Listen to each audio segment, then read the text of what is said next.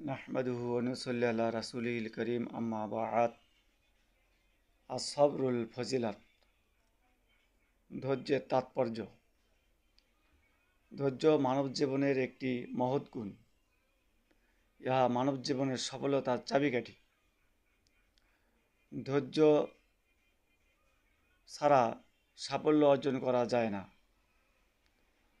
ধৈর্য ছাড়া সমাজের কোনো উন্নয়ন করা যায় না।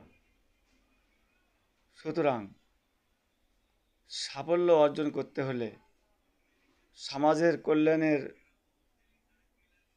আনতে হলে ধৈর্যের গুরুত্ব অপরিসীম।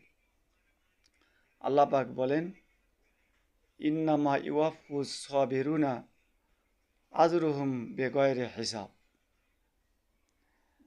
অবশ্যই ধৈর্যশীলকে তাদের প্রতিদান অগণিত দেওয়া হবে। সূরা আজ-জুমার। এ থেকে বোঝা যায় ধৈর্যশীলের মর্যাদা এবং তাৎপর্য খুব গুরুত্বপূর্ণ। সুতরাং আমরা সমাজের ক্ষেত্রে, নিজের ব্যক্তিগত, পারিবারিক, সামাজিক, রাষ্ট্রের পর্যায়ে আমরা সকল ক্ষেত্রে ধৈর্যের সহিত কাজ করব ইনশাআল্লাহ।